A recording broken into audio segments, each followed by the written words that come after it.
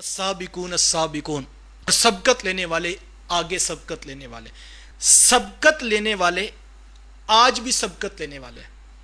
حضرت علی المرتضیٰ رضی اللہ تعالیٰ عنہ فرماتے ہیں اس سے مراد وہ لوگ ہیں جو نماز میں مسجد کے لیے پہلے آ جاتے ہیں، جو آج مسجد میں پہلے آ جاتے ہیں، حضرت علی فرماتے ہیں کل جنت میں بھی وہ پہلے ہوں گے۔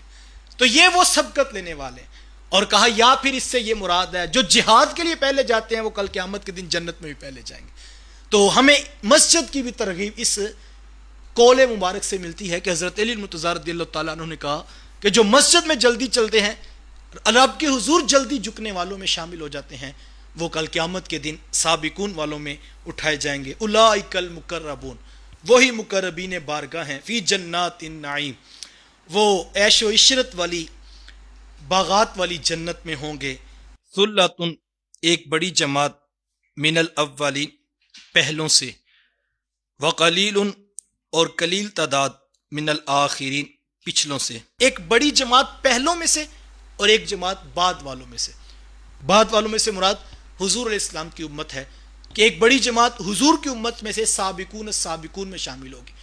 جیسے حضور کی امت میں سے کچھ لوگ بغیر حساب کے جنت میں جائیں گے اور وہ سابقون السابقون والی فہرست میں ہوں گے، اسی طرح ہر نبی کی امت میں سے جن لوگوں نے پہلے پیغمبر کی تائید کی، ان کا کلمہ پڑھ لیا اور ان کے احکامات کو قبول کر لیا، وہ بھی انہی میں سے ہوں گے۔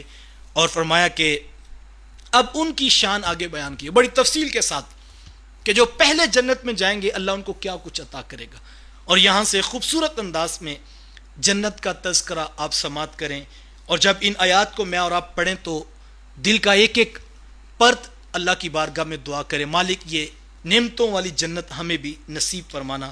علی سرور موضونہ، فرمایا کہ وہ پلنگوں پر بیٹھے ہوں گے، اور وہ ایسے پلنگ ہیں کہ جو سونے کی تاروں سے بنے ہوئے، متقین علیہا متقابلین، وہ تکیے لگا کر بیٹھے ہوں گے اور آمنے سامنے بیٹھے ہوں گے۔ وہ کتنے کتنے اونچے، کتنے کتنے بڑے پلنگ ہوں گے۔ حدیث میں آتا ہے اللہ کے رسول صلی اللہ علیہ وسلم نے فرمایا کہ ان کی اونچائی اتنی ہوگی، فرمایا جتنی زمین و آسمان کے درمیان چوڑائی ہے۔ اتنے اتنے بڑے پلنگ کے اوپر جنتی بیٹھے ہوں گے۔ اور میں یہ آج پڑھ رہا تھا تو مجھے ایک پرانا واقعہ بھی یاد آ رہا تھا۔ میں ایک گھر میں گیا تو پرانی بات ہے، تو ان کا بیڈ بڑا اونچا تھا، معمول سے زیادہ اونچا تھا، تو ساتھ میں 4 سٹیپ تھے اور ان کے اوپر چڑھنے کے بعد وہ بیڈ پر بیٹھتے تھے، عام ڈائریکٹلی بندہ نہیں چڑھ سکتا تھا۔ تو تھوڑا تعجب بھی ہوا اور عجیب سا بھی لگا یہ، تو رہا نہ گیا تو میں نے میزبان سے پوچھ لیا کہ اتنا اونچا کیوں آپ نے بنایا ہوا ہے؟ تو وہ کہنے لگے یہ جو ہے وہ ہمارے علاقے میں سٹیٹس سمبل سمجھا جاتا ہے کہ جو امیر آدمی ہوتا ہے اس کا بیڈ اونچا ہوتا ہے، تو 4 5 6 فٹ کا اونچا ہوگا جس کے لیے 3 یا 4 سٹیپس تھے۔ تو میں آج یہ پڑھ رہا تھا کہ انسان کا بس چلا تو اس نے 5 6 فٹ کا اونچا کر لیا۔ اگر یہ سٹیٹس سمبل ہے تو دنیا کا کیا سٹیٹس ہے یار؟ سٹیٹس تو کل اس کا جنت میں ہوگا کہ جس کا بیڈ جو ہے وہ رب فرماتا ہے، اللہ کے رسول فرماتے ہیں 500 سال کی مسافت کے اوپر ہوگا، اور 70 ہزار حضور میں بستر اس کے اوپر لگے ہوں گے، اور جب جنتی اس کے اوپر بیٹھے گا فرمایا کہ متقین علیہا متقابلین، وہ آمنے سامنے تکیے لگا کے بیٹھے ہوں گے، جنہوں نے ساری زندگیاں حلال کمانے میں گزاری، جنہوں نے نظروں کی حفاظت کی، جنہوں نے خوف خدا میں، خشیت الہی میں زندگیاں گزاری۔ کبھی آپ نے دیکھا ہو یہ مزدور جب تھکا ہارا گھر آتا ہے نا، یا کہیں وہ کھانا کھانے کے لیے بیٹھے تو جب وہ بالکل فری ہو جاتا ہے، اس کی تھکن اتارنے کا اگر آپ سٹائل کبھی دیکھیں تو بالکل ٹیک لگا کر جو ہے وہ سکون سے بیٹھا ہوتا ہے، کیونکہ اس کو پتا ہوتا ہے میرا کام ختم ہو گیا ہے اور اب میں مزدوری لے چکا ہوں۔ فرمایا متقین علیہا متقابلین، جنہوں نے ساری زندگیاں تقوی سے گزاری ہوں گی، راتوں کو اٹھ اٹھ کر رب کو یاد کیا ہوگا، احتیاط کے ساتھ زندگیاں گزاری ہوں۔ کل یار وہ قرآن کہہ رہا ہے وہ ٹیک لگا کر بیٹھے ہوں گے اور وہ پھر آمنے سامنے بیٹھے ہوں گے۔ اللہ اکبر۔ اور آگے سنیے قرآن کا انداز، یطوف علیہم ولدان مخلدون، ان کے ارد گرد خدام چکر لگا رہے ہوں گے، وہ ٹیک لگا کر بیٹھے ہوں گے آمنے سامنے۔ ذرا تصور کریں 500 سال کی مسافت پر اتنا اونچا بیڈ، اور پھر اس کے اوپر متقی ایک دوسرے کی طرف دیکھ رہے ہیں اور ٹیک لگا کر بیٹھے ہیں، اور ان کے گرد خدام جو ہے وہ چکر لگا رہے ہیں۔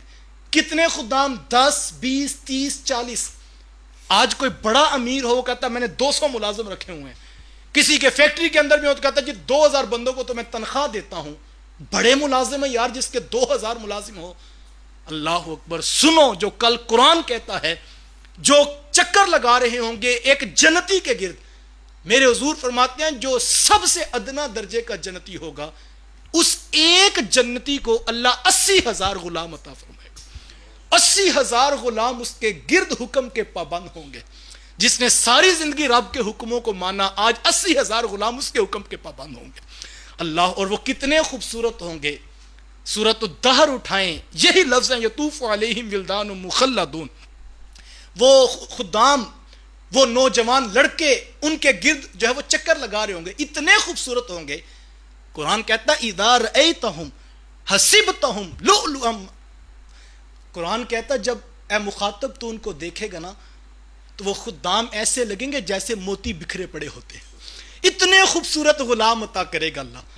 اللہ اکبر یار، جس کے غلام اتنے سونے ہوں گے اس کے اپنے حسن و جمال کا عالم اس وقت کیا ہوگا، چونکہ آقا تو آقا ہی ہوتا ہے۔ جس کے 80,000 غلام اتنے سونے ہوں گے، اور ایک حدیث میں حضور میں انہوں نے 2 پیالے پکڑے ہوں گے، ایک سونے کا ہوگا اور ایک چاندی کا پیالہ ہوگا، اور حضور میں ہر پیالے کے اندر ایسا مشروب ہوگا جو دوسرے میں نہیں ہوگا، اور جیسے ہی وہ کہے گا خدام اس کے پاس حاضر خدمت ہوں گے اور وہ اس کو پینے کا جام پیش کریں گے۔